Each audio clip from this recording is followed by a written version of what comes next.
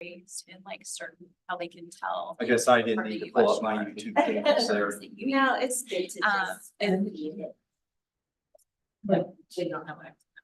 But not, like, I mean. See that. Like, all of those, like, even things like that. Okay. But just so you know what it's like that. It's like Northwest. Should be playing live right there too, so this is what people will see if they click on the video. and they- Should I click on the screen here? No, No. no, Speaker.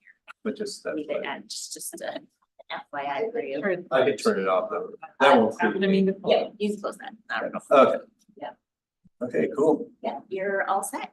Okay, you do live stream. All right. Great. Thanks so much. I appreciate No it. problem. Yeah.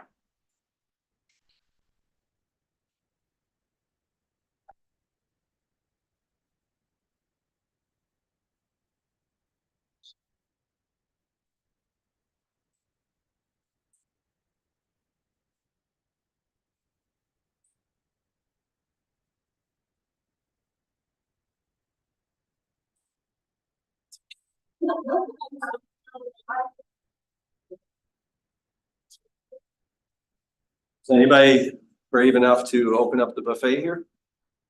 Yeah, sure. Could use help with that, so. Happy to help. Yeah.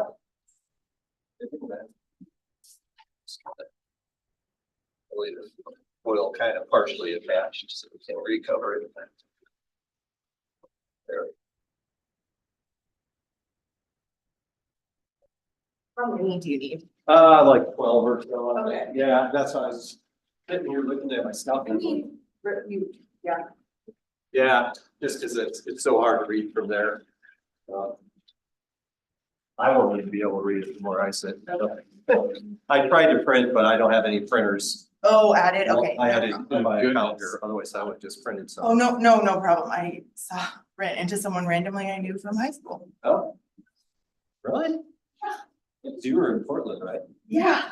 Oh. And I was like, do I know you? And she was like, I don't think so. And I was like, where'd you go to high school? She was like, oh, nowhere around here. And I was like, yeah, did you go to high school in Beaverton? And she was like, yes. I was like, I said my maiden name and she was like, oh my gosh, we totally know each other. We went to high school together. Crazy. Yeah, there's one. Okay.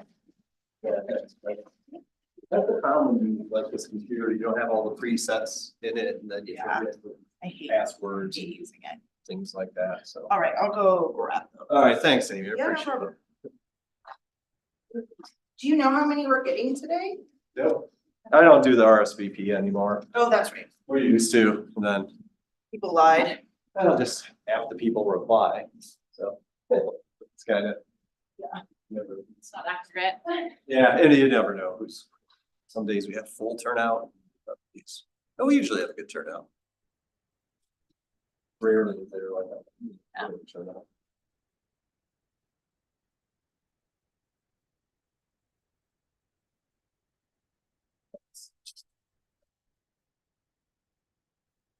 Can you tell if people try to join via Zoom or, Well, they can't. oh, It's not even an option. At this meeting, because they can only join, they can only just watch it. And the reason we did that was no Zoom option is because then too many members just join by Zoom. And so we were like, okay, let's just make it in person only. Hate to do that. And that's the first part of that. So nobody will be on the calls in a Zoom format. Not in Zoom, but they can watch the live stream on YouTube. Which they can access through the commissioner's website, just like all the commissioner meetings.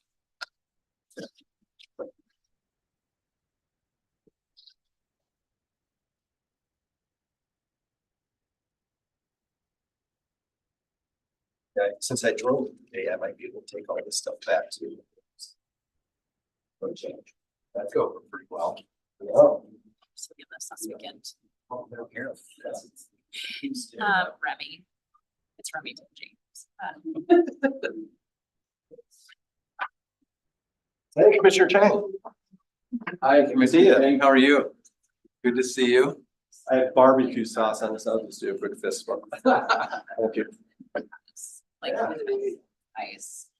It's just So you didn't go to Salem though, right? No, No, okay. I attended meetings virtually. Anything, what do you want? What do you want? We're trying to figure out. This With. AOC on many issues, Trainers, like. serious enough work to be taken seriously by legislators. So the amount of time that I spent on AOC stuff, Oh, wow. it's, I do a lot of legislative advocacy So individually. I'll send Yeah. an email to you and I'll see some. Well, that's probably, I don't see things the same as my fellow commissioners and other commissioners from around the state. Well, very often. So you want release of. Yeah.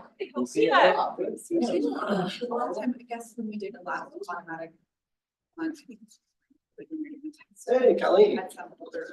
Oh, I have the new one. Oh, yeah. No, I thought you just did like, we had some left. Hey, how you doing? Yeah. Oh, thank you. Good, good.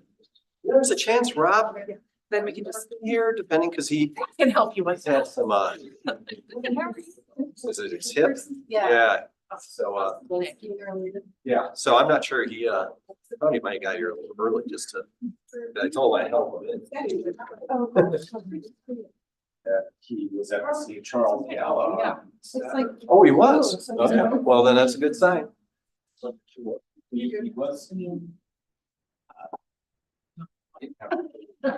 You know. Still one of those, can I steal one for Lindsay? Yeah. They're just, How's yours? Yeah, that's also the end of the tie.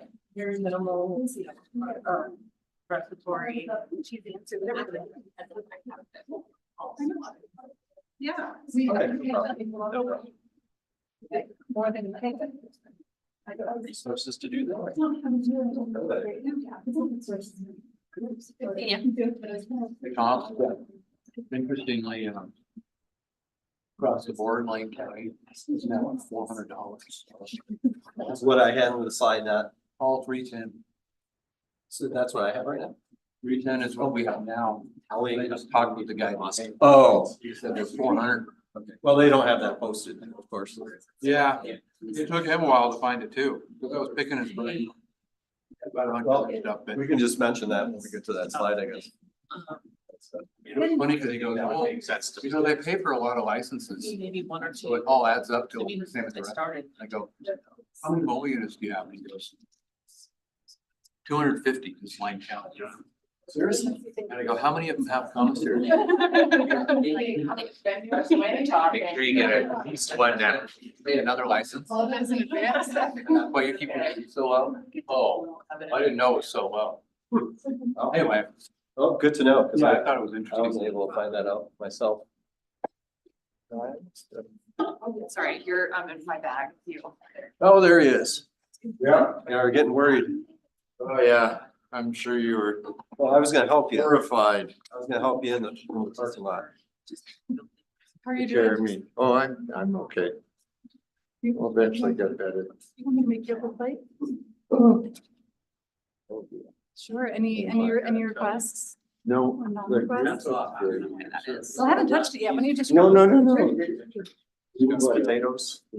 Watching meetings. Want me to put your preface somewhere? Oh, yeah. No, it's gonna be. It's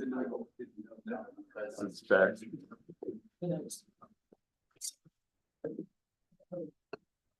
We got one. I was trying to run this. Oh, wow. Yeah.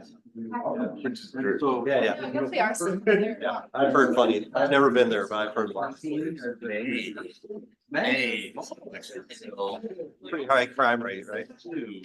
Yeah, although it dropped here for some reason. Oh, it did? Yeah. County. And that passed, right? And it passed overwhelmingly. And so now Food in here, but the election is cool. set up. They're sneaking up. Anyone can. Good presentation on going to the pro. So you don't just have to be a Oh, registered. yeah, no, that's great. Yeah, we're doing well. I mean, it was, well, I mean, we just kind of say, here's information to our best practices that you can consider. But Yeah, I was gonna say. Historically. wouldn't say this is what is recommending you do exactly. It's independent. That's wondering, is it Get a ballot. I was Very advanced. Closed parts of primary. So there'll be Similar. 1,000 people who get a ballot for commissioner in May, and never got a ballot before. And depending on how that election turns out, there may not even be a November. Nice to. If someone, if any of the candidates gets 50% of the vote plus one, they still. And there'll be, you know, so that there's no, if no one clears 50%. Basically. Whoa. in that scenario, Better than I'll ever eat at home. Gosh, yeah, when I Yes. it was just amazing how good wrong. Oh, no, it's. Like, you don't have it, arms being. That person just keeps doing whatever they were doing until January 25. Oh, yeah, no, I know. And I've been grabbing the, although I hate to use that.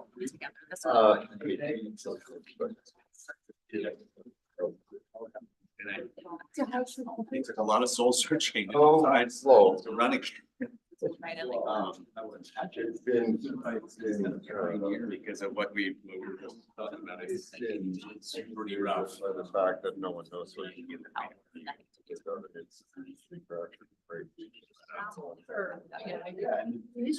No, there's. Why that's. They were just. Half ago, that's so slow. So you're off, you're black. People will be. And so you can Back back then. various things, but the problem is no one really knows what to do. Yeah, there's always like one thing Thank you, you. but It really takes a while. You just can't. I did make it. there's some. Have to get into it. No, there's. It wasn't interesting stuff. But none of it. Make sure you put this file. Yeah. So. And now just because the. And then you have to upload it, right? Well, it's been live streamed now, it'll be a stored some places that I think after months. Where I got later, I know. Yeah, like demonstrate Yeah, I remember on, there's some, yeah. like it'll take us to do it again. People are, some people watching And YouTube. So, Okay. so there's Election in May. Hopefully there's an election. well, you can see how many voters. Oh, that's right, yeah. On YouTube. Yeah. Like, I'm not, I just. The first actually live stream, the second time I had a problem. What'd you say it was? So I recorded it, stuff, and then posted it about Working on it. So. If you're still in practice. Ballot measures, expand the board of commissioners from. Do like a 3 victory lap? commissioners. Yeah. Came about it. What is it? Based on like. That's gonna be in November that we vote on that. If there's enough signatures. Okay. Yeah, so the nonpartisan commissioner ballot, the same thing. Commissioners could have referred it directly. Trying to tell Well, I 35-year-old. would just need to have you. I'm pretty good. They do that. No, I'm sure that's good. I mean, Went to. when no one knows. This year, my fellow commissioners didn't want to directly voters whether they're being That self-advocacy. signature gatherers have to go out and gather 7,000 ballot signatures. And be on the ballot. Right. By November. But So. Just have lunch. whether people will vote for it. Okay, good. Yes. Very many people understand what commissioners do. So, Like researching every so, word. if you don't understand what commissioners do and saying we need 3 versus 5, it's pretty hard. Pretty hard to answer the question. Oh, yeah. Question. Oh, yeah, for sure. It's when no matter what, people medical cards that don't. Anybody in the Well, valid. That's huge, right? Just to get it. You have to be on that, and you can't put any weight down. It's like matter, and it felt like saying, you guys don't know. Like. What are we up to, like, how many have they got? Yeah. Right, we've I learned. don't know. Oh, I thought you were At like. least No, right. At least 1,000. Okay. They got more than 1,000. Either I've gone out a couple of times to get these signatures with them. with bad. Friday. Right. Excited to see you. Just put an air cast on which. Oh, that was for the nonpartisan commissioner. For 2020.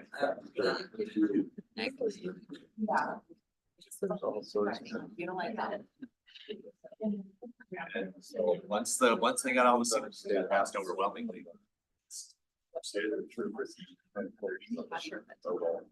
Fireman, we like to balance. We balance on an equal or a way. The necessary tools to even be able to connect and.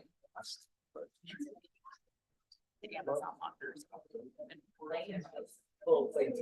My field, it's so hard. Just by wait. And it's so hard to stay on top of, but I can imagine like. So it's like you Each county had 5,000 back. 5,000 Yeah. What's residents when it was formed in 1960. And also access in town. 2024, there's 210,000 residents. Yeah, I mean, we could, I mean, might be quick show that we're all up to date, that's in 1986. But now it's like 5,000 residents don't have nearly as good access to service they did. the answer is obvious. Cause I Which never is, have done. that's just really bad. I know, reschedule call, please. Right, yeah. That was. Yeah, exactly. That's great. So So much. much. Thank you for being. Yeah. If you can find anything around what you search. I'll have Yeah, that. although I'm Like turning to Facebook. It's kind of like. I started reading a really interesting book, Oliver Sacks. Oh, yeah. Has any of this? No. Oh my gosh. It is so Yeah. cool. And I'm not a medical person. He's a, So I was on a panel and. he writes in such an interesting way, like weaving in like the history of every diagnosis. Oh, yeah. And for like the one I'm reading is about this, it's like this book is like a series of 7 short stories about Insurance companies do like a PMPM logical and they have a pool of funding. experience and learned a lot about like the resilience and creativity. So then you don't have to. Reading this one, like this prolific artist, Because there's, lost. anyway, like, Butterfly. there's this whole project that we use. Right. But like So for we don't have to purchase like reference colors. I don't know. I think we lost like that. It's lots of comes through. So we can build I it. just like went through like the. Anyways, it's the Fascinating. very convoluted, It's like more dense than anything like I would normally read. but curious to know what. Well, and also So so little about. I don't want to solve one thing and cause more chaos for you. The change of COVID and then the additional varsity clearly. Well, guys. Should we get going? Yeah, we have a couple things on the agenda, so. Welcome everyone in person, as usual. We'll just do quick introductions, as usual. I'm Rob Ross, I'm a family doctor, I'm the Director of Academics and Research at St. Charles, and Colleen will go this way for fun. I just took a bite. Oh, sorry. I'm Colleen Zinsky, the vice chair, but I'm not in this role. I'm the executive director of a small organization, Central Oregon Fuse. Tammy Pike, assistant director of health services for Benefits. I'm Shardy Ludwig. I'm the senior director of clinical operations for Dentistry One. Hi, I'm Amy Burrows. I'm the public health administrative assistant. I'm Erin Fitzpatrick. I'm the director of quality improvement for Pine Community Health Center. Hi, Lindsay Atagi. I'm in day 7 of a brand new role. I'm director of Central Oregon CCO. Logan Watson, the chief medical officer at COPA, Central Oregon Pediatric Associates. Shoots County Commissioner. Eric Money, Deschutes County Environmental Health Supervisor, and I'll be talking a little bit later about our environmental health activities. Hello, I was gonna say good morning, but it's not. Afternoon. It's Heather Kaiser, Public Health Director. Yeah, Tom Kuhn, I'm the PHAB coordinator. Excellent. Welcome, everyone. So did anyone read the minutes? And can move to approve? I will make a Well, motion. thanks, Sherry. I'll second. Okay, are there any changes or things that people need to change in the minutes? If not, we'll just do an assent. Excellent. Okay, we can slow down now because we're 5 minutes ahead. Any group announcements or updates? For anyone? Just a quick thank you to Amy for taking great minutes. We good. So thank you for capturing all that.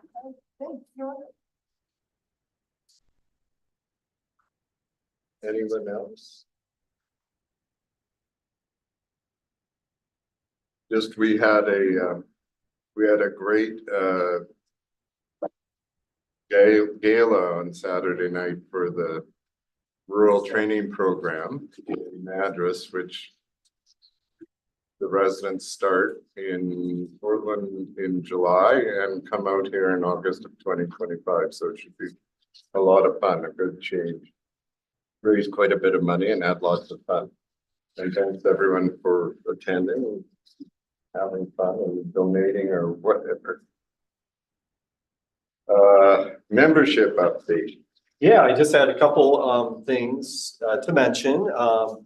One is that Carmen Madrid no longer is in her position at COHC, and so I let them know at some point if we could have a COHC representative on PHAB again, that would be great. So they have that on their next staff agenda to discuss, and so hopefully we can get someone that can fill her spot. I think it's really important to have COHC here among all the other valuable organizations. And speaking of valuable organizations, I'm happy to say Melissa Brewster is now an official PHAB member. So got her approval letter a few weeks back, and so yeah, glad to have you. So now we have a Mosaic representative again, which is excellent. So moving along, I just had a few legislative updates. This is a short session and it just started on Monday. And it's pretty interesting because their website was not like working properly until about halfway through the day. Like I couldn't submit testimony that morning and I couldn't click on the meeting. There's a hearing going on I wanted to really see, and but then by about 1 o'clock that stuff started working. So I'm not sure what was going on there. But just a few bills that were being tracked that we've discussed at Oregon CLO legislative, which CLO is the Conference of Local Health Officials, basically comprised of local public health directors like Heather. And they have subcommittees. I'm the co-chair of that legislative subcommittee, and I've been so for a few years. So here are some of the ones, bills of interest, House Bill 4071, which is to establish a medical examiners work group because there is such a big medical examiner shortage throughout the state, not necessarily here locally, but in other areas, especially rural areas. This is like the first steps to work towards figuring out a solution to that problem. So this is a great thing that CLO supports. I would just add here locally, we're lucky. We have a really engaged medical examiner that we've been working with on, especially around suicide prevention work, and most recently on overdose death work. So Who's our medical examiner? I should know this, shouldn't I? Her name, a picture. I don't know, he's called Somebody Google. examiner. Okay, we have one. I agree. Very good at notifications. Yeah. But they It's okay. Thank you. Onishi. I mean, I should know, but I think it's Onishi. So somebody do a Google search, Deschutes County Medical Examiner. I would just add to that by saying we have really good medical examiner coverage in Deschutes County, and it is costing a lot of money. is it? There was a transition in medical examiner a year and a half or so ago, and the mushroomed, the cost mushroomed, and sort of it's a head scratcher for the for the budget committee and for the board of commissioners on, how do we, where do we pay for the cost of the medical examiner happen? So this state bill that'll examine, like what's the state's role or job in supporting this function at the local level is actually pretty important from that perspective as well. Commissioner, do you know, like, off the top of your head, how many times do they not having one? It's definitely a huge issue. Okay. Next item, and this is a bill that I had particular interest in because I serve as our county's ambulance service area administrator. And that role actually became a pretty big role for me in the last 3 years. Commissioner Chang will recall, there's a situation in Lapine that we really had to do a lot of work on. Luckily, everything's kind of resolved now and things are moving on track. But it did kind of show that there's definitely a shortage of EMS staff in rural areas, and recruitment and retention both are very difficult. Also, transport times for emergency transports is very lengthy, meaning that when that ambulance leaves, they're not going to be back for at least over 90 minutes, if not more. So anyway, so just one more unit out of the staffing. So there's a new House bill that just came out, 4081, and it's called EMS modernization. And this is the first steps towards creating the infrastructure and capacity starting at the state level that eventually will trickle down to the local level with a plan to work on the EMS workforce across the state to help rural areas out. It's kind of like public health modernization where it started back in 2015, 16, and it's just slowly gotten bigger and more complex and has created a lot of good benefits for us. And anyways, I was fortunate. I heard about the bill being released Thursday morning. Friday morning, I had the legislative meeting with the commissioners and was able to get their support at a level 2. And I was able to draft a draft letter of support for the bill, and the commissioners were able to sign it. And that was great. Able to turn around time on that. And so we submitted a letter of support from the commissioners, and it went out to all the area legislators also, which we did get a response back from one of them that said they are fully in support as well. So, If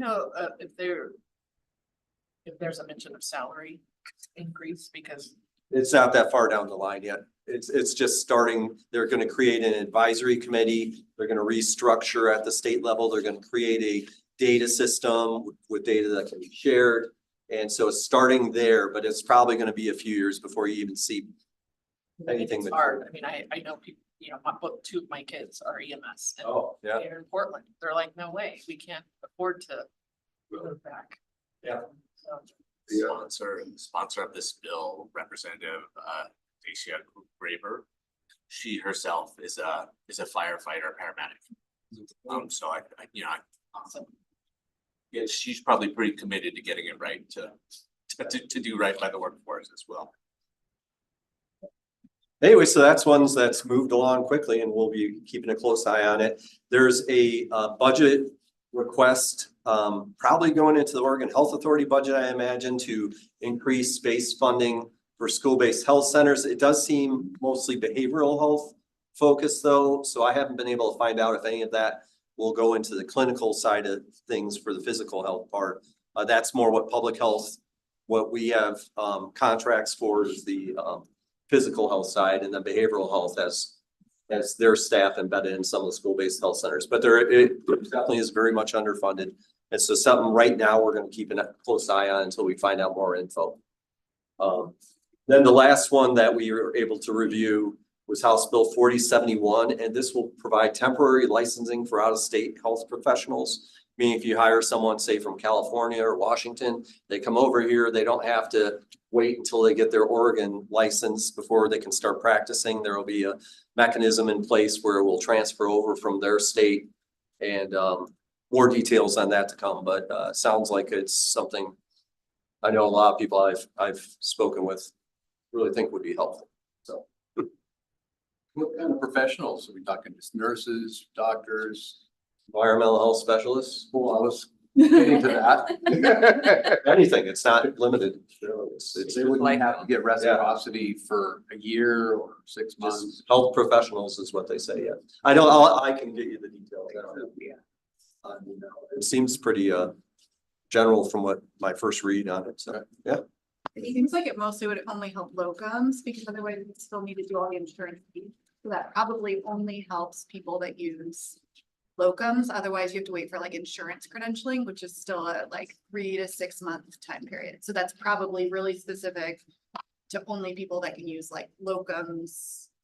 So building under someone else's Because otherwise you have to have all that, you still have to get credential. credential, you have to go Yeah. through credentialing any other way. So it probably is only the people that are using locums kind of, or telemedicine. My only other thought would be like like if they're trying to do behavioral health telemedicine, maybe that would be What about like RNs though?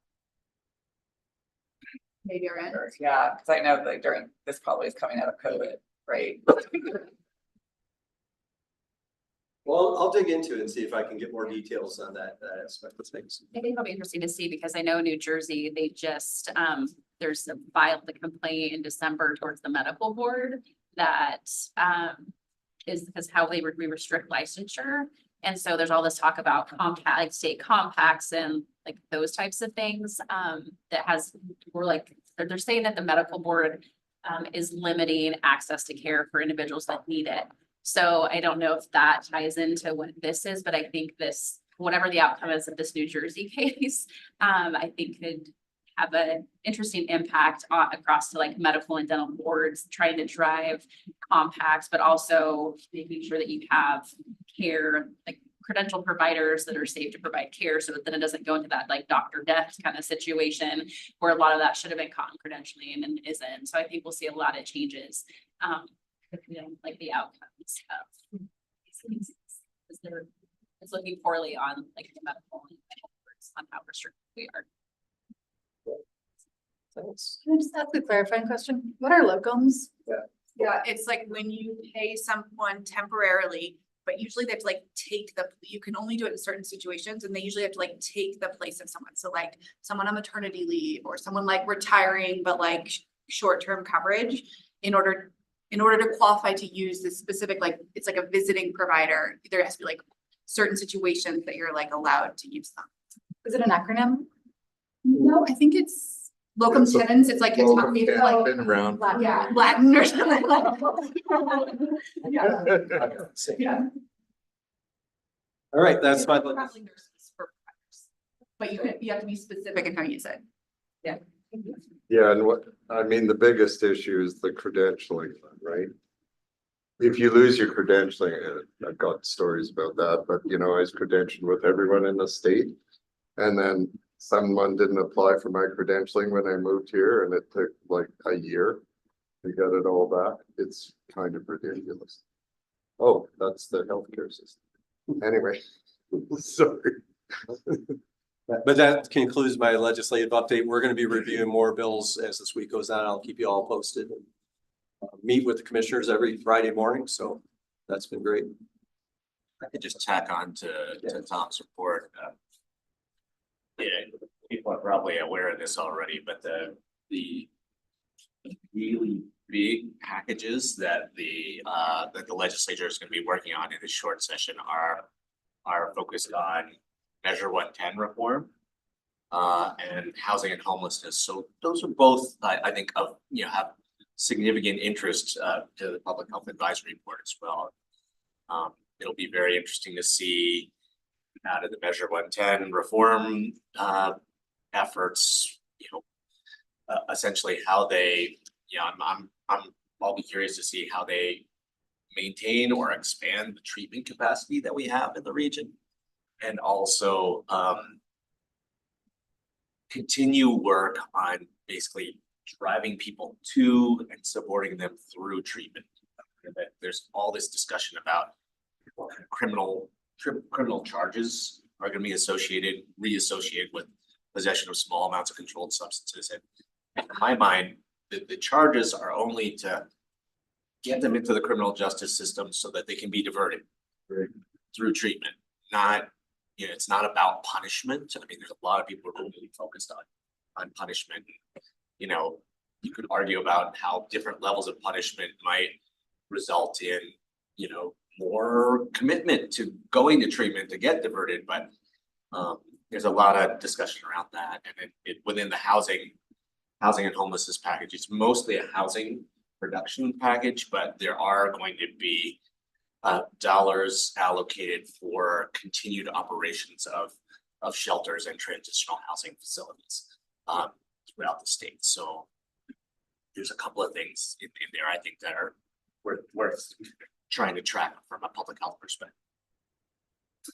It's interesting when I think about, again, lessons learned from COVID and our ability to really provide that wraparound support for cases. And like kind of similar to what you were just saying, how do we work with people to get them into treatment, to stay into treatment, and what do they need in order to do that? And I just, yeah, so many lessons learned, but unfortunately so much of the funding is gone. Yeah, and how do we actually build the capacity? It's not, you know, it's about workforce. So we were just talking about workforce. We don't have enough workforce. We don't have enough, you know, various kinds of treatment facilities for people, and you know, without those things, it's, you know, how successful can you be with getting people into treatment? Thanks for highlighting that. Thank you. Colleen, are you ready to present? Yeah, there's nothing else on the legislative. No, we're all wrapped up, ready to go. Sure. Tom, you're welcome to tee this up if you want, or do you want me to? Yeah, I can explain tee it how up. how this can be? All right.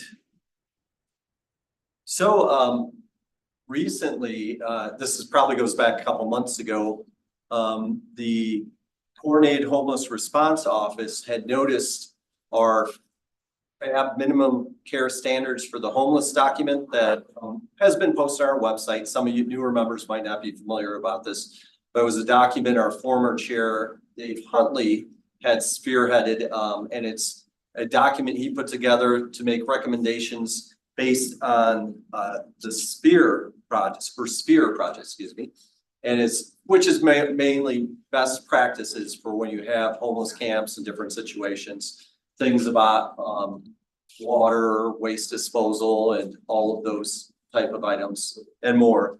And anyways, they saw that document and asked if we would present on it. And since Dave was the primary author and you know, is no longer with PHAB, we thought, at least especially thankfully with Colleen's background, that we could just give an update on what the document was based on. So Colleen was able to create this great PowerPoint presentation just to give an overview.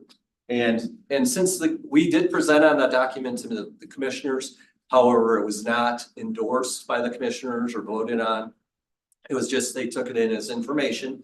And so that way we couldn't, at that meeting, didn't feel comfortable recommending and advocating that they adopt these standards, just simply that they consider these best practices. So that's kind of the approach we took.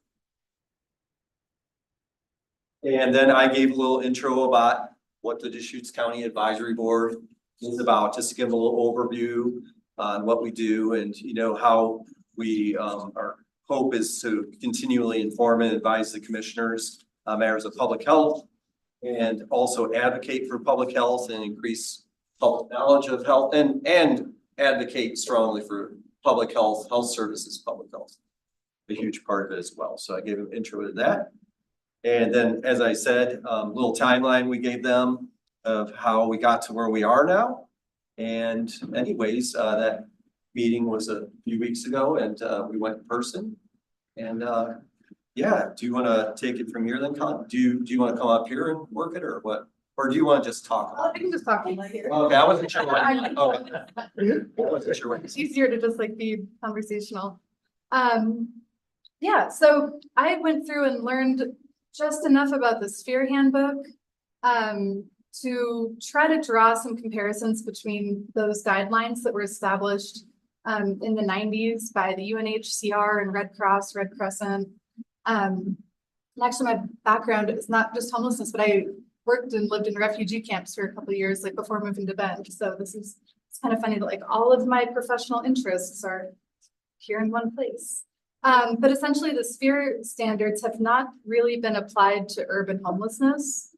But we're looking at the ways that it really does reflect public health priorities.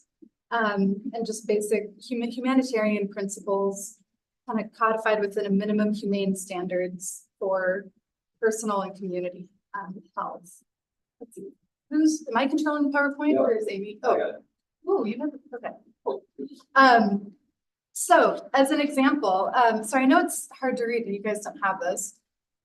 That big bar up there says water supply, sanitation, and hygiene promotion, or WASH.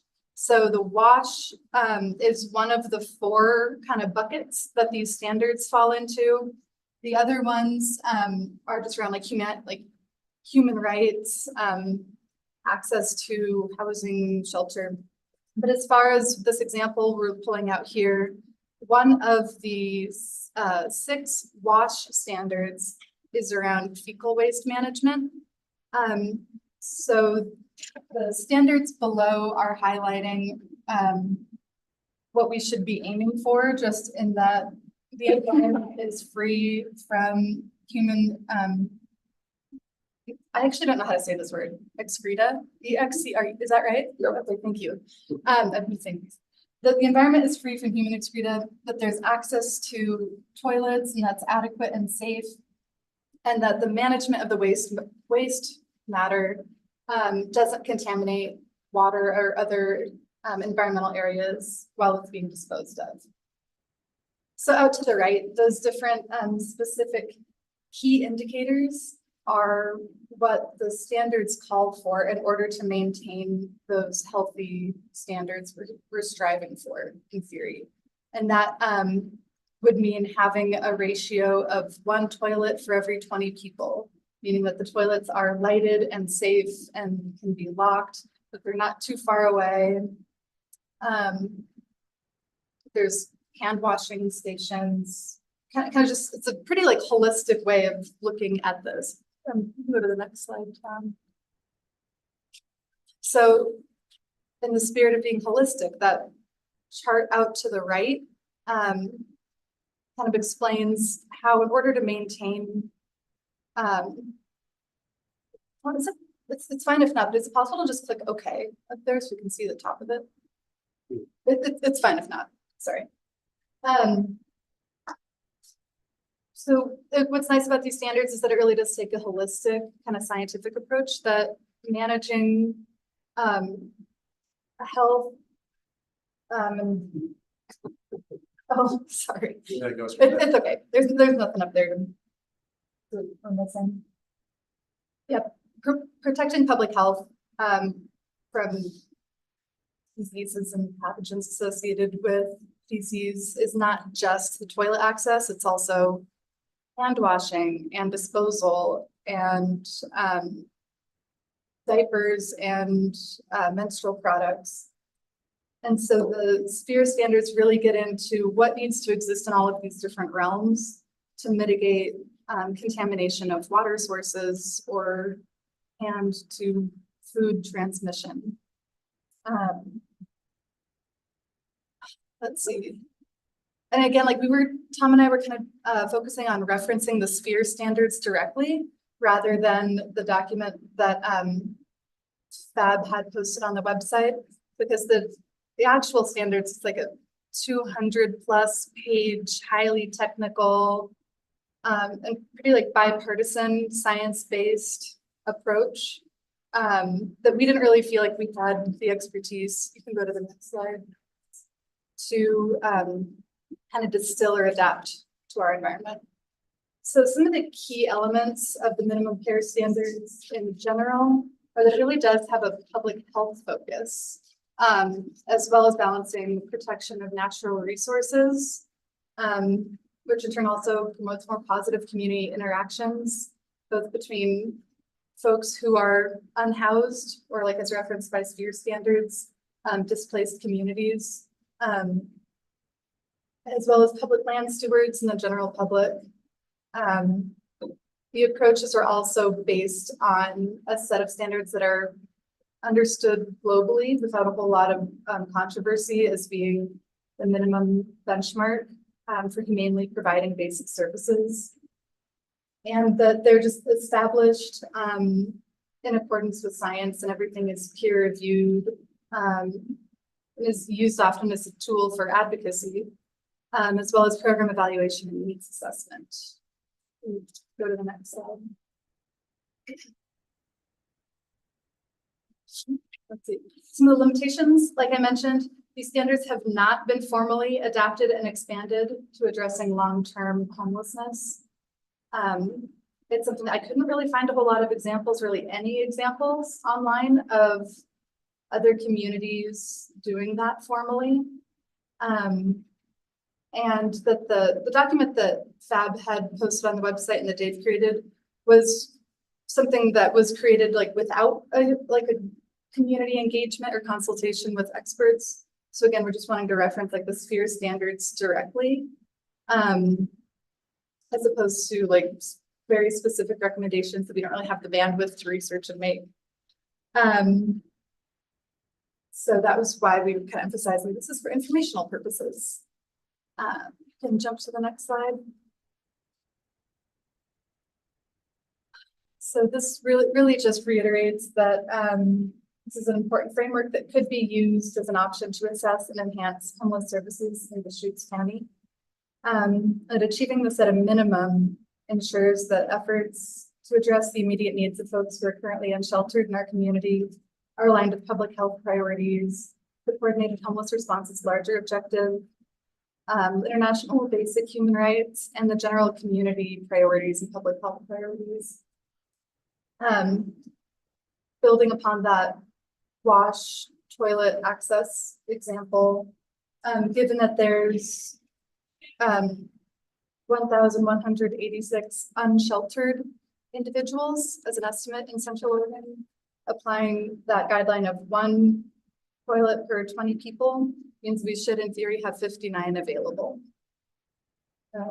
Again, it gets complicated like that. For so many reasons, it's complicated and we can't just apply a ratio.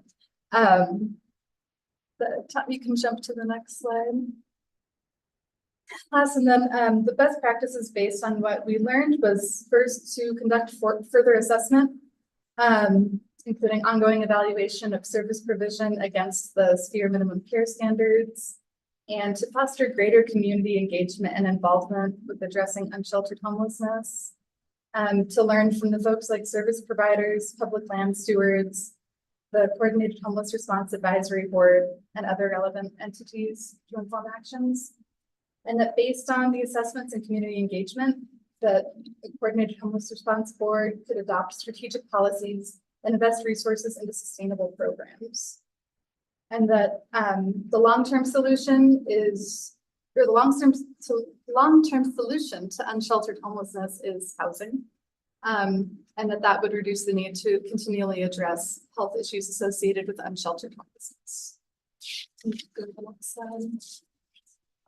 Oh, that's everything. Yeah, so the response was, it felt really positive. I was actually surprised at how positive and like welcoming and engaged the board seemed. Yeah. They had really thoughtful questions. And I had also mentioned, like at this point when we were answering one of the questions, I had mentioned a peer-reviewed article I found from Vegas a couple of years ago, where researchers had in fact found higher levels of, gosh, I'm sorry, I'm like the only non-scientist in the room trying to talk about something sciencey. Higher levels of like bacterial matter and over-the-counter drugs and byproducts of illicit drugs in the water table. So that there was a slight increase in those.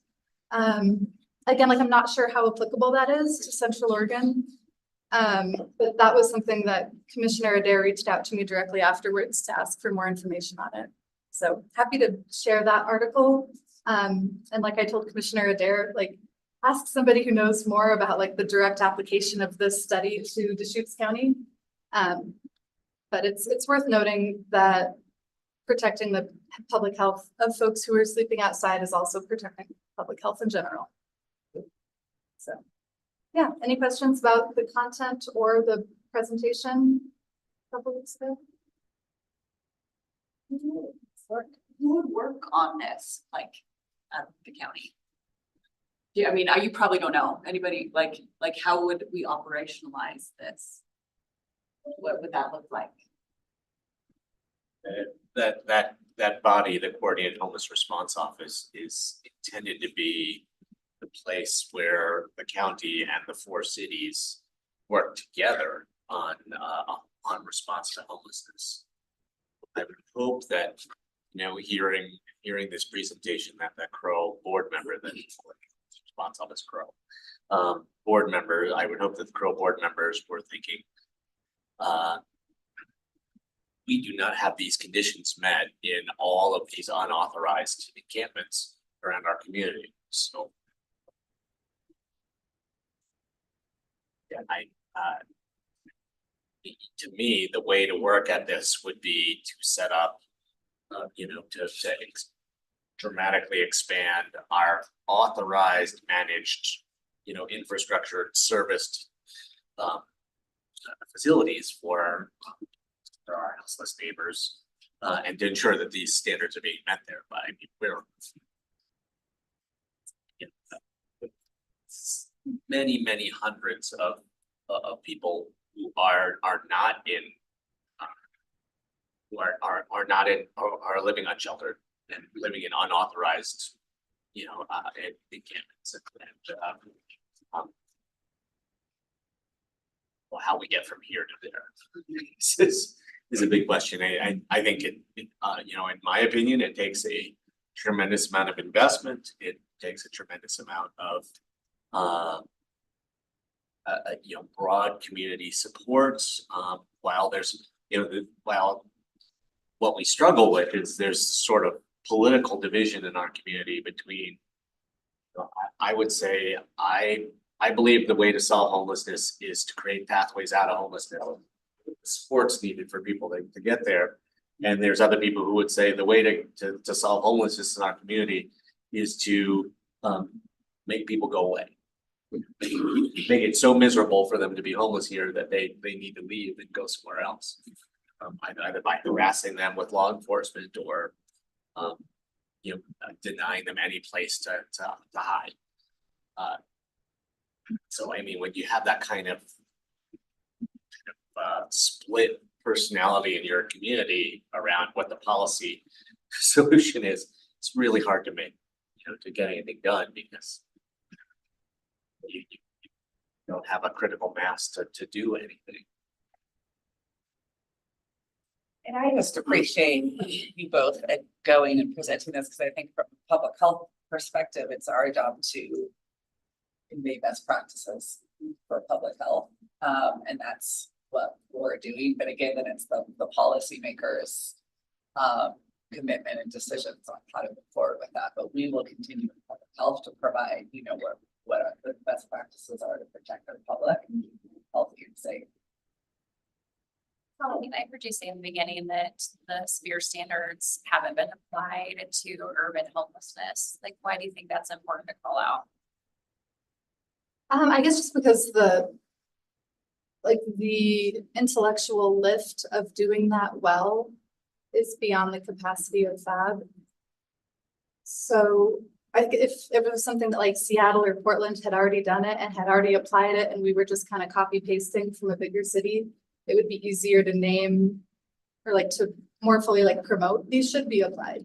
But because it hasn't been done yet, I guess I was concerned that I didn't want Coordinated Response Office to feel like we were making that application when really I think it should be done by the Public Health Department or epidemiologist, somebody other than this volunteer board. That makes sense. Yeah, so this hasn't been applied to urban homelessness anywhere that anybody knows of. I mean, it's very possible I just missed it, like I didn't spend enough time searching for it, but it wasn't like I didn't find any obvious examples. One other data point that I probably should mention is that Central Oregon actually does have one of the highest rates of unsheltered homelessness in the country. So there's like homelessness like in shelter or like in transitional housing or couch surfing.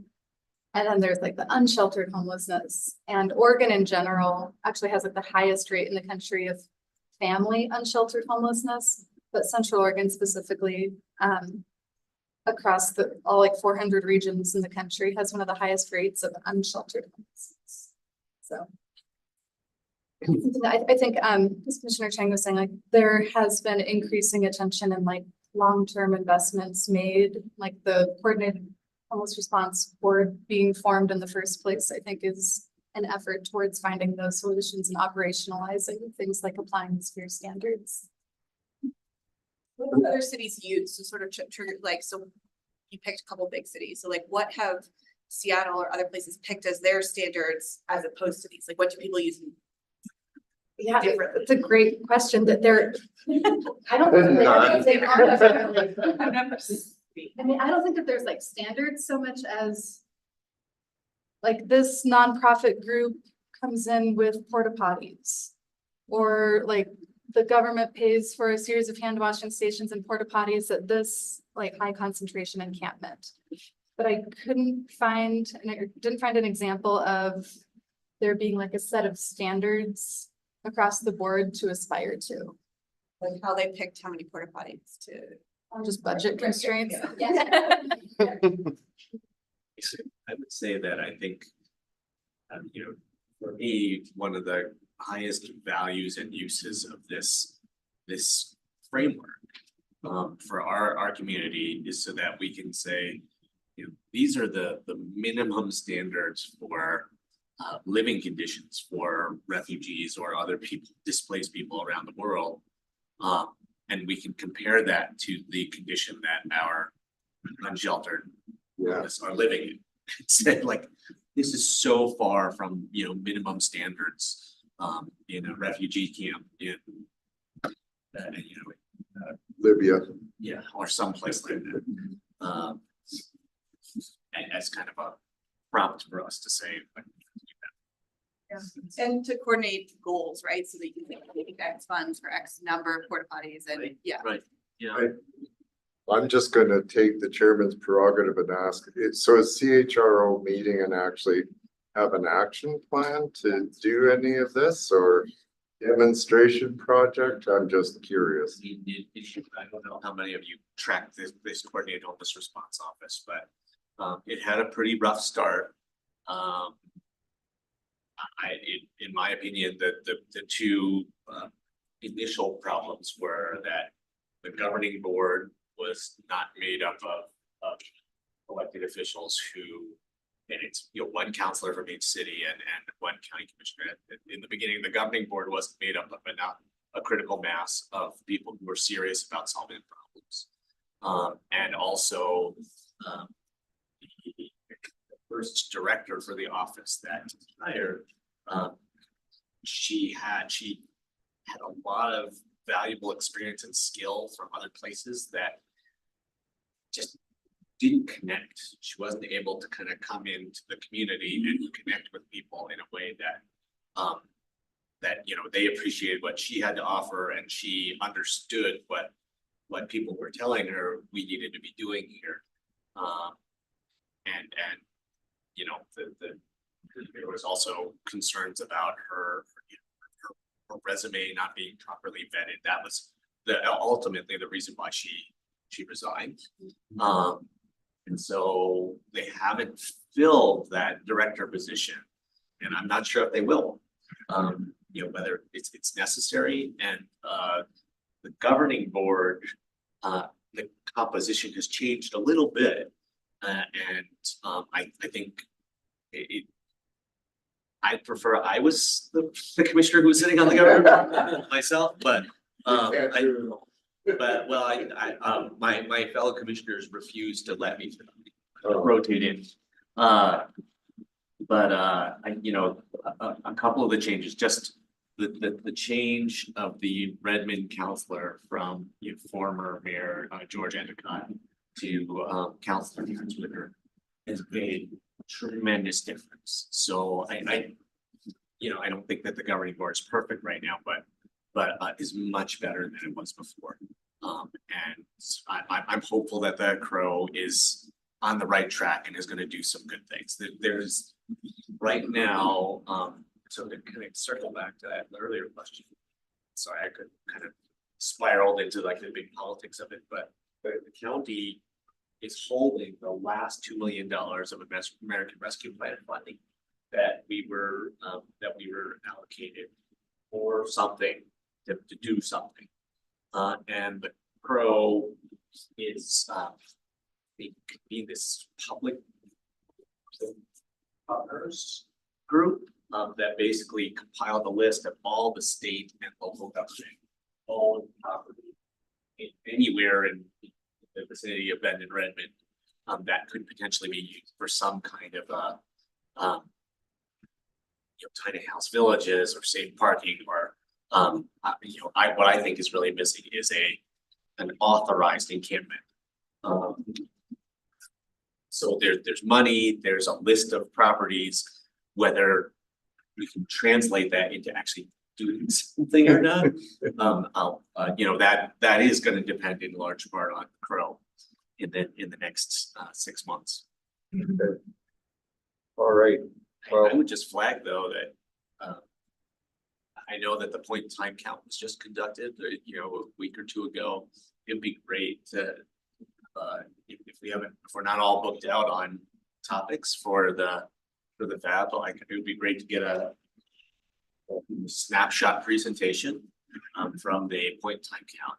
At some point when that data is, when they process that data enough that they know that they can say some things. Yeah, that's a great idea. We'll add that to the, and anything we can do to help, we're happy to. And Colleen, let Dave Huntley know about our presentation and stuff, and you seem like you really appreciated it. So good. That the work still continue. Yeah. All right, thank you very much. Deschutes County Environmental Health Fees Presentation. Paul and Eric, thanks. Eric.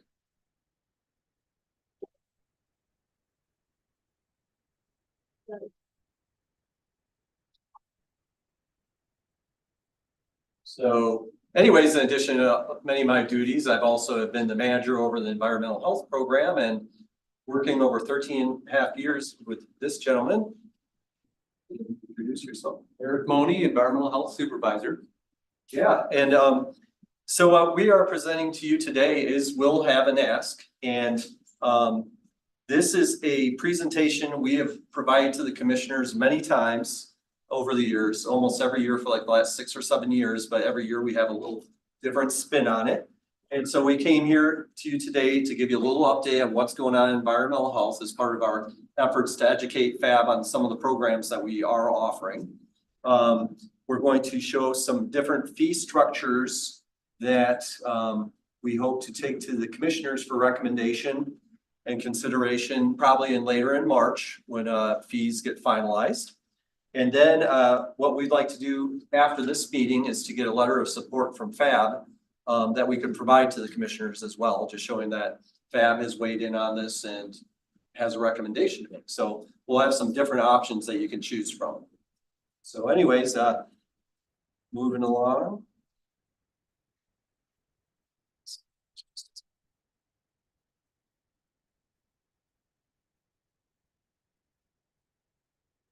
No, it just sometimes that button doesn't seem to work. And now I'm gonna pass it over to Eric for a little bit to give in more of a programmatic update. Yeah, no, this is good. Thanks, Tom. Yeah, so we have a contract with Oregon Health Authority, as all the other 36 counties in Oregon do, to inspect food, pool, and lodging facilities. And so we're required to inspect these facilities, most of them twice a year. The restaurants we get in twice a year, 726 of those, 268 mobile units. That's a lot more than we had in the past. And Then we inspect all the pools and spas at hotels and motels and resorts. Hit those twice a year, unless they're only open for 3 or 4 months, and then we just hit them in warm summer months. Then you've got the lodging where the hotels and motels, recreation parks, and then the campgrounds. And so if there's a campground on public land that's operated by a private entity, the Oregon Health Authority says they have to be licensed and inspected. So we have about 37 of those campgrounds that we license. Also, if there is an encampment, we would love to offer any of our environmental sanitation, best management practices and safeguards with anybody. If there's an encampment manager, this has come up in the past where I've been watching this in the news, and I'm like, if that ever does come to fruition, we would just say, this is how to try to prevent disease at these encampments, and do what we could to help there in an assistance format. The temporary restaurants, in 2023, we had 349 of those. And so whether it's Munchin Music or farmers markets or Balloons Over Bend or a car show where people are selling fish tacos, we go and inspect those on the weekends. And in 2022, we had 250 and 100 more in 2023. And I anticipate we're going to have about 500 of those inspections, as the Hayden Homes Amphitheater just has more concerts and there's more events. And, you know, it's a great situation to have, because they were shut down for 2 years during the pandemic when our numbers were very low. But that program and the food truck situation, that's kind of exponentially been growing lately. And then we have these 185 regulated public water systems that we inspect every 2 to 5 years, depending on how clean their water is, testing out at routine intervals for lead, nitrate, arsenic, and coliform bacteria. And then once a year, we inspect the child care facilities. We don't license those facilities or the schools, but the Department of Education and the Child Care Division say as a requirement to operate, you have to have environmental health roll through once a year for child cares and twice a year for the school lunch programs.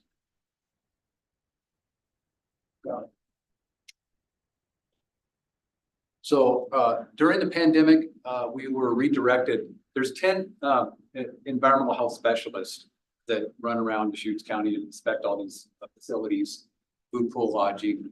And for the better part of 2 years, we were directed by Oregon Health Authority to stand down, don't go out in the field for your safety, and to not spread germs and illness and COVID to people in the restaurants or at various businesses. So you can see our numbers were way down. We with COVID response and recovery, our staff didn't just sit around at home playing on the internet. We were working really closely with the communicable disease and other public health professionals, and consulting with Heather at the state as needed to figure out how do we deal with the guidelines or the guidance that came forth this week. And so that was a really intense period. And so we came out of that in a pretty good way, in getting back out in the field in 2022 calendar year. At 64% of the inspections done that were needed to get done. And then last year we were up at 92%, which is a really good rate. And I'm working on not just the quantity of our inspections, but how well we're conducting them. So we're looking at the quality of our inspection program as well. And what do those inspections look like? What are you testing or looking for? Well, you should shadow us. Come out in the field, go to Jake's Diner and do an inspection. Waltz into the kitchen, and we like to educate on disease prevention, foodborne disease, and hygiene and sanitation, and food temperatures, cross-contamination, where you get your food from. Are you cooking your chicken and your fish and your pork and your beef properly? Are you washing your hands after you handle a bloody hamburger and then before you touch the lettuce, tomato, onion, burger bun? And so just really educational. And then if we see violations that are a hazard and potential risk to the public, we say, we got to correct this right now. And if they can't correct it right now, if the refrigerator is 58 degrees and all the food is 58 degrees, we got to throw that away. And then don't use that refrigerator until you get it fixed, and we'll come back and make sure that that problem's been corrected. So those are kind of some of the things that we look at a food truck, a restaurant, catering operations. Does that help answer that? But we would, and if anybody wants to shadow a health inspector, we're happy to roll through any food service facility that you want and show you what we do for a living. Sorry, and how many inspectors? You told us, but 10. 10, that's a lot of inspections. Yeah, well, you'll see later that we have over 500 a year that we have to do in order to meet the statutory mandates that Oregon Health Authority has. We have more and more and more restaurants and pools and hotels and resort situations. Interestingly, the Oregon Health Authority recently told us that they're going to send a letter out to Airbnbs and VRBOs and those types of businesses that all the short-term rentals that have a pool or a spa, so a hot tub or a pool, that they have to be licensed and inspected. And we went, oh, interesting. I wonder if Eagle Crest or Sun River or Black Butte Ranch have any of those hot tubs that can be rented. So that'll be a conversation that will be. More to come on that. It's- We talked with Oregon Department of Justice in their legal team, and there's concerns there. And so they're trying to kind of button up some of their legal, but Chloe, we're pushing back a little of like, this can't be put on local inspectors to do. We've already been in heavy duty talks with Chloe and the OHA about what this should look like. And so that could be another PHAB meeting. But it's going to be a slow moving deal. All right, so staffing ratios, the FDA says to have to meet a certain standard of the frequency of inspections and the quality of your inspections. Your inspectors should be inspecting food service facilities. They should have no more than 280 to 320 that they're doing per year. So if you follow these over the years, the top line is where we're actually at. So 507 is where we were at last year with how many inspections each inspector had to do. And this is an average, but of what each inspector has to do. So you're flying around and if you're doing a really fast inspection, you're not doing probably a really thorough inspection. Because if you have to meet these quotas, you can't be as thorough as you want to be. And so that is something that we're trying to work on. But it's not easy because it's all about really funding and staffing and but we're doing the best we can with where we're at. So we have 5.1 full-time. If you take the 10 inspectors and divvy up exactly what they're doing during the day, it comes to 5 of the 10 inspectors that are dedicated to food service inspections.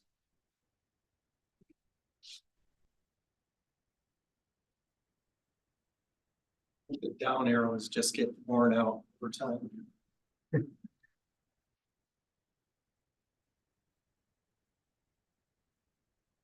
Oh, I think they like the keyboards, maybe. Maybe the batteries. I think so.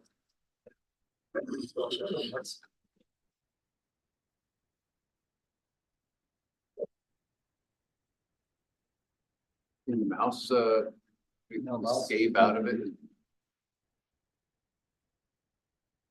Doing it next, but it's not doing anything. It's like that.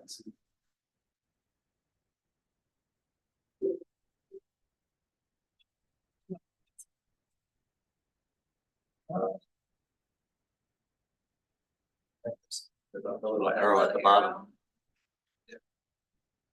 Nice.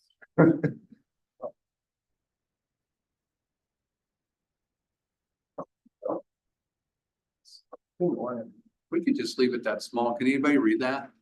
Yeah. Okay, sorry about that. I don't know what's going on here. It's okay.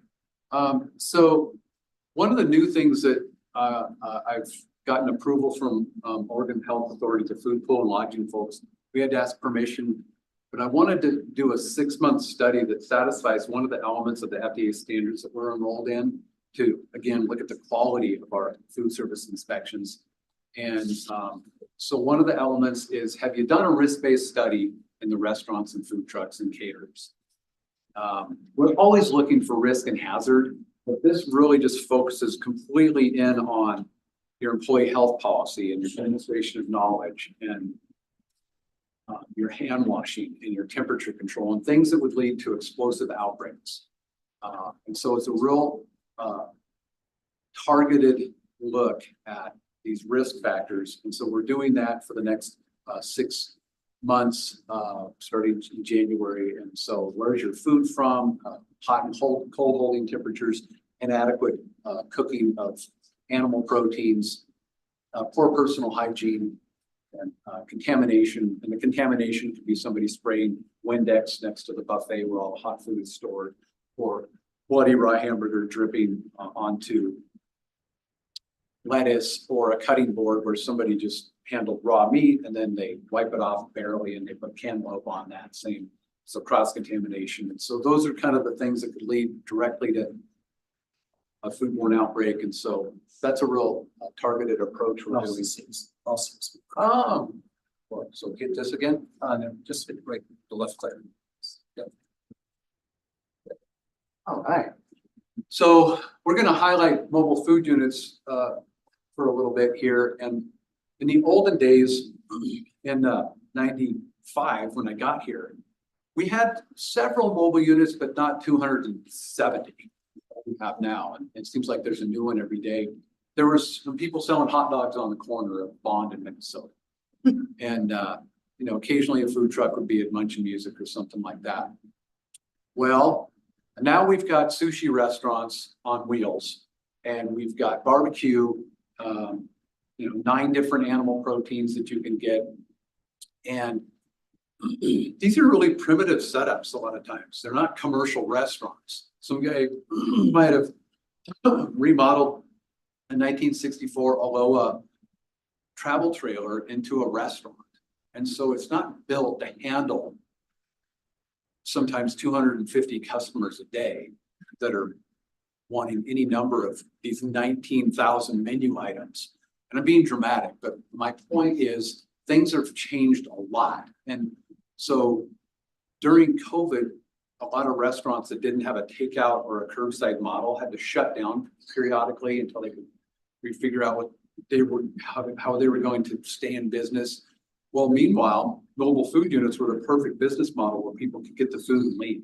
And they didn't have to hang out with a bunch of other people breathing in their air, or sitting in this stuffy environment. They could just get it and go. And so during the pandemic, mobile food units actually increased on the amount of licenses we issued. And then post-pandemic, it's the model is still really popular. And so they have really expanded how much food they need, where they have their chemicals, where they have their napkins and their plates and their straws and their napkins. And so there's a lot of these warehouses and totes and sheds. If you go to any one of these pods, as we'll talk about in a minute, you go drive around them and you'll see all these kind of ancillary other storage areas. And then they have to maybe prep the food somewhere else. It's like, you've got a massive volume of food in here. Where was it all prepared? And a lot of times it's prepared at a base kitchen that we didn't know about, or it's sometimes they're prepping the food at home. So we have to get into these educational conversations about, you've really expanded your menu since we haven't been here for 6 months. Wow, you've now got these proteins and these starches, and where are you making it all? And so it's been a lot more of an intense inspection it's kind of evolved and morphed into. 11 years ago, we had one mobile food unit pod. Anytime you have more than 2 food trucks in an area, food trailer, food cart, we call it a pod. And so the lot off of Galveston on the west side was the first one. And now we've got, it says 29 there, we've actually got 32 and another 5 proposed if you count. And so that just kind of exemplifies where a lot of these are being housed at. The nice thing about the pods is almost all of them have infrastructure with water, sewer, power hookups, like an RV park that the food truck hooks up to. So the types of mobile food units, I think there's a slide later, but I'd say 98% of ours are class 3s and class 4s. So if the class 3s prepare food, even a coffee hut is a class 3. They're making food, they're preparing food, they're making an espresso or a mocha or a latte or something like that. But they can't have raw animal products on the class 3. The class 4, which is, I think well over half of ours are class 4s. They can do any food they want.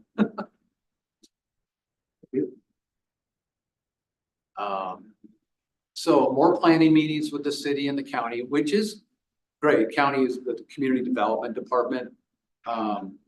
We're trying to meet at the beginning stages with architects and planners and developers and the owner of future PHAB and sit down with them at the table and kind of help them figure out the best prevention and disease prevention methods that we'd like to see and all the different infrastructure. So more customers created the need for more space. I talked about that. Food storage, dry goods, food prep areas, chemicals, field inspections are taking longer. I kind of explained why on that. And then unfortunately, or fortunately, depending on where you're coming from, in February of 2020, when something else was going on the planet, we had convened a 2-year committee that ended in February of 2020 and rolled out some new rules for the food trucks regarding catering and how they cool food properly. And they'd never been scored before like restaurants, so we're gonna score them now. And so 2 years of committee meetings and figuring out how we're gonna deal with the explosion of mobile units in Oregon. Oregon, by the way, has the most lax food truck rules in the country. Most food trucks have to go back to their base of operation at the end of each day and for cleaning and restocking and all that, but not in Oregon. So anyway, we're still kind of working through some of these new rules that we weren't able to educate on during the pandemic. Oh, and then the fire code, the state fire marshal has implemented some really intense rules on food trucks because a lot of them explode and blow up. You ever seen those videos? I mean, it's been really bad with some of the blowups and death and morbidity and limbs lost and mayhem with propane tanks that weren't secured properly and there's a gas leak and then there's flame. And anyway, there's some pretty wild stuff that's happening. So Oregon Fire Marshal said, we've got to do something here. And one of the biggest things is if you've got grease laden or smoke laden vapor, you have to have fire suppression and a class 1 hood. They're very expensive. And so each fire marshal jurisdiction, and there's many in Oregon, will enforce this differently than other jurisdictions. So we're working really carefully with our local fire marshals just to say, these are your rules, they're not ours. We're looking at disease prevention, you're looking at fire prevention and explosion prevention, but we're working with them to try to help this when we do routine inspections, just to say, oh, by the way, you have to be 5 feet away from this wall, or you have to be 5 feet away from this other wall. You're gonna have to get a hood, but I'm not the guy making you get a hood. So a lot of stuff there. Is this you now? This is me now. Now that we're back to the P part of it, thanks Eric for all that great on the ground knowledge. And you've been doing this how long? Over 30 years, correct? 33. So a lot of experience right there. Just showing you what % of our revenues each of these major categories makes up. Brick and mortar restaurants, over 55% of the revenue. That's our kind of our big bread and butter. Actually, pools and spas have really become a huge part of our revenue. And in recent years, though, that situation has really exploded as well. And then here we come back to mobile food units, and that's 10% of our revenue. So it's also another major contributor of our revenues. And here's the percentages of what's made up between the class 1 through 4s that Eric covered. A handful of class 1s and 2s, about a little over a third are class 3s, and then over 60% are class 4s. So just to show you, that's kind of the direction. Most people are having food carts where they're actually preparing food or doing a full menu. I want to show you historically with environmental health fees. These are the increases we've done over the years. And they've been different things. They've been a variable increase where some types of facilities like restaurants or mobile units have different fee increases where they're now uniform. We have many flat increases. After COVID in 21 or during COVID, 0% increase. The commissioners didn't charge a fee at all that year. And then in fiscal year 22, we went to fees based on consumer price index, which we find out usually actually in February every year. So we're kind of waiting to hear what ours is going to be. We're estimating this year it's going to be at 4%. And that's what we've used as a model for fees because it's something consistent that every year we can kind of just turn to that. Last year, the commissioners did do a 10% flat fee increase. So that was not aligned with consumer price index. So we have three options really, and we're going to show two of them. This one is a flat 15% across the board increase. Every year I do this comparison where I go to all the different environmental health websites and look what their fees up and have to manually enter them. You'd think there'd be just a database the state could put out for you, but there's not. So I have to go through and collect all these. But this is kind of where we would be at if we increase fees 15% across the board. You can see where we're at currently in yellow and then where the proposed would take us. We're still about the 6th highest fees in mobile units in the state. So definitely there's some other areas that charge significantly more than we do. So just something, I think it's a good reference to just see where we fall compared to other counties. And then, so that's option one. That would provide an additional $21,000. Option two is just a little bit higher. The only difference is in this option, we would charge 20% for class 4s. And class 4s, as Eric had said, are the most time consuming of all of them. And that would provide us about an additional $26,000 in revenue if we went this route. And once again, we still are pretty much in 6th place with this small increase. So anyway, so those were the two options. And this is kind of where we have come to for a little bit of discussion. We had option 1, option 2, option 3. I really relied on Eric for what he thought would be some good percentage increases because he has to deal with the owners the most. I don't have to really deal with them, so it's easy for me to say 30% and so forth. But then, he's more in that lane and wants to be sensitive to the business owners. And so basically, we're bringing this to you today as kind of a trial run for us also before we go to the commissioners. But just to get your feedback, what you think made sense to you, and if we can agree upon something, then I'll ask PHAB to write a letter of support, which I will draft. Yes. What's the fee for brick and mortar restaurants? Okay. Well, I always am prepared. I go to after the end of the presentation. So, as you can see, significantly higher for those, and also we're about 1st place in the state in our fees for brick and mortar. So that proposal is 4% increase for brick and mortar. That's based on the CPI because we're not recommending an additional. Every other fee would be just based on CPI 4%. It was just we were looking at mobile units because of the amount of time involved with inspecting them that we thought they may be considering a higher fee increase. So does that allow you then to change the FTE ratio for like you showed the sort of 500 per FTE? Does that additional amount allow you to change the FTE or is it still? If it allowed us to hire another environmental health inspector, yes, but I don't think $21,000 to $26,000 It's covering it's just covering literally our inflation costs.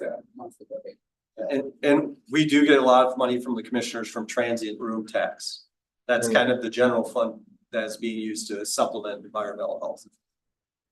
But it's also important to point out that the subsidy from transient room tax I believe we first started doing that during COVID. And during COVID, short-term rental use went through the roof. And it is now coming down. So,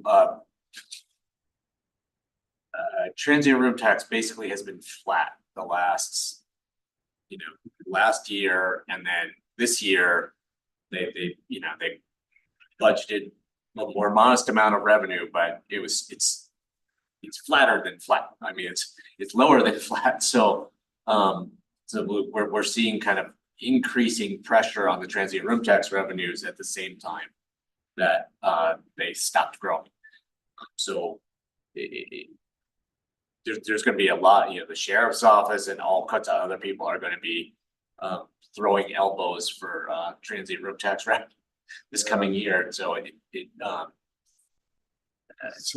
we could not bank on continued transient room tax revenue support for this purpose, that'd be good. Yeah, that is part of the reason proposing the increased fees. So can you put the proposals up again? Yeah, sure. One other thing, we weren't gonna go this direction this year necessarily, but I did notice tourist facility license were pretty low compared to other areas.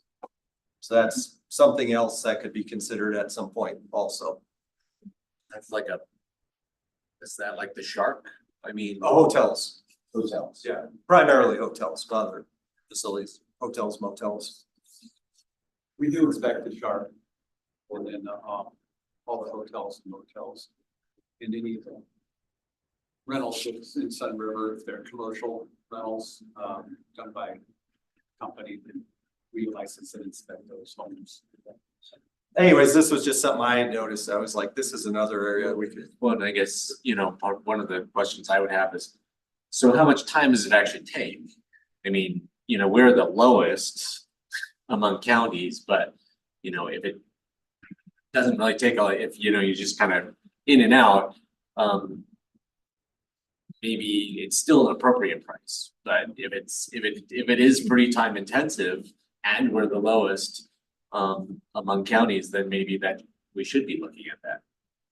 Well, the OHA has done time studies and said, for all these food service operations, we've studied it for 2 years, and this is the average of whether it's McDonald's or whether it is Ben Golf and Country Club, where they can have hundreds and hundreds of people at a banquet.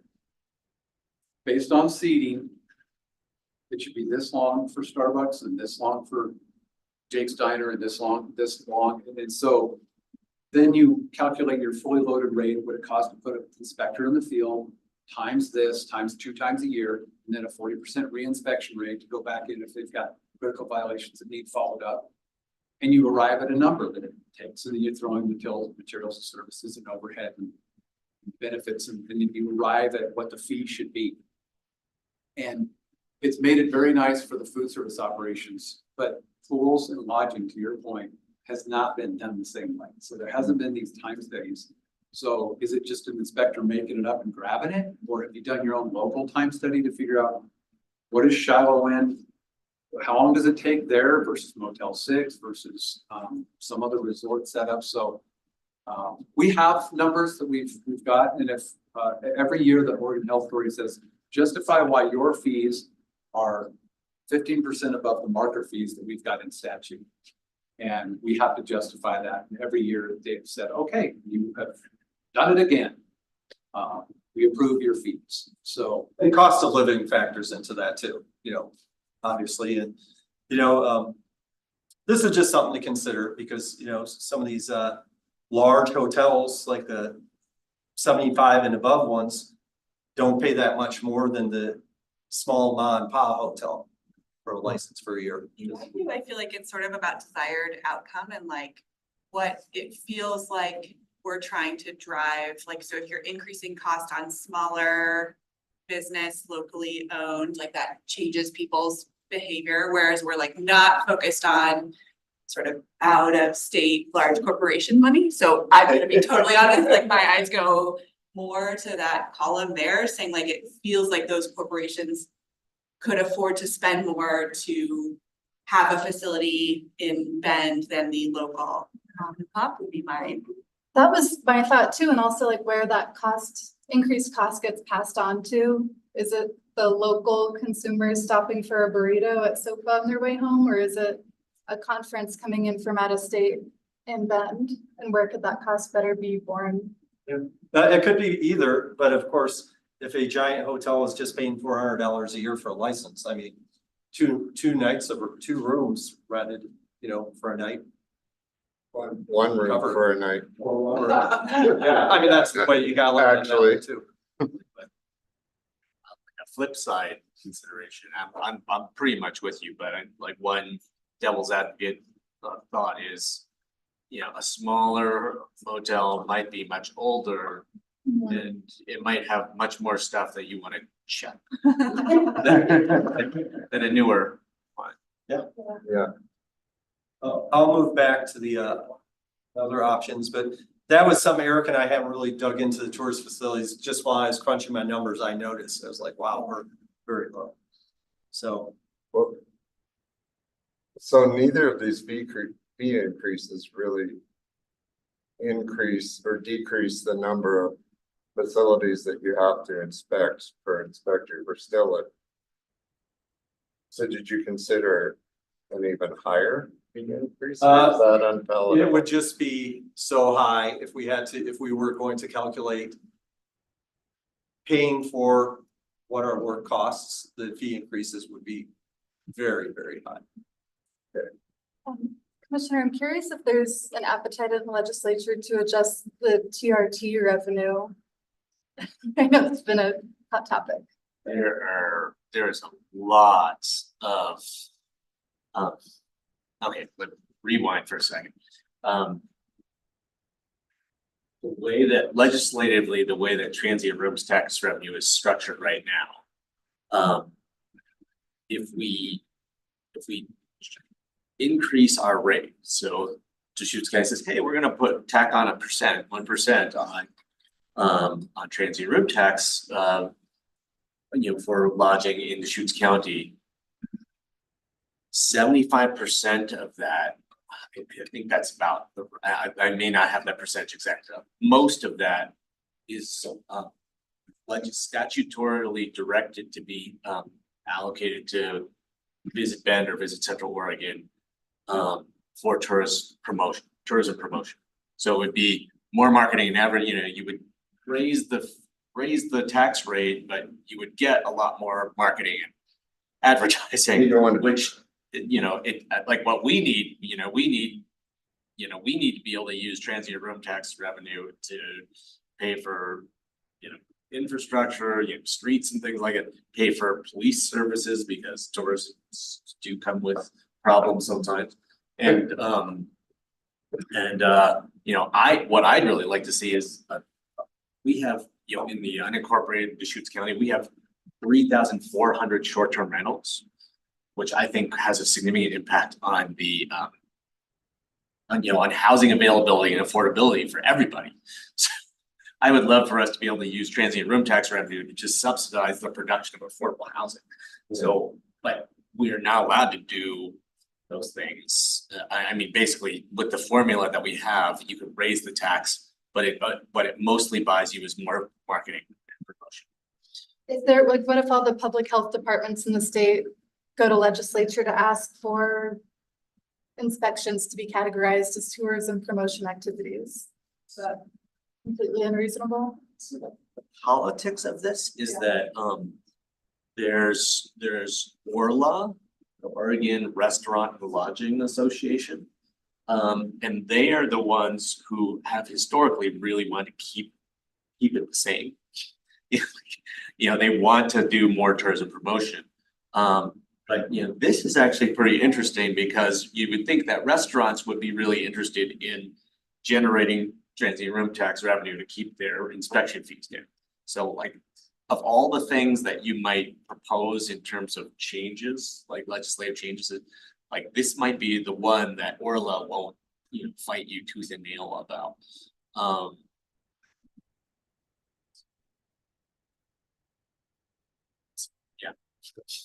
I don't know how you explore that. I think, actually, I guess maybe you go talk to Visit Central Oregon. And I can raise that. But I know we're over. Yes, I think we past should time. get down to the, So, or we could consider revisiting this conversation. Actually, we could revisit quickly at the first meeting in March. Because that would be before we would go to commissioners most likely.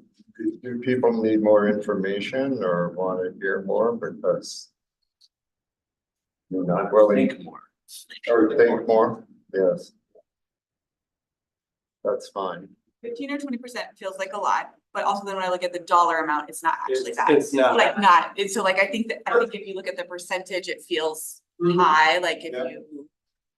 But the dollar amount, and I would say you guys are the, having now only learned about environmental health for 20 minutes. For the expert. You're gonna have a whole new outlook when you go to your next. I did have to rotate in residency and watch inspections. It was part of my No. residency program. No more food trucks. Just kidding. I'm back to back.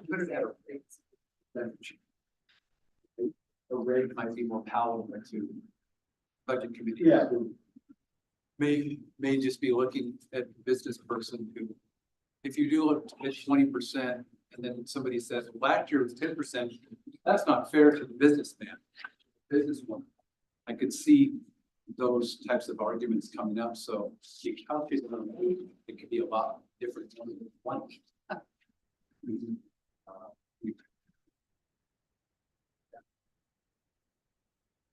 Anyways, well, why don't we, we'll let everyone think about it a little more and we can revisit briefly at our March meeting and I'll share some more information. Also think about the, what I shared with the tourist facilities as well, because that is an area, I think, like we were saying, some of those really big hotels, you know.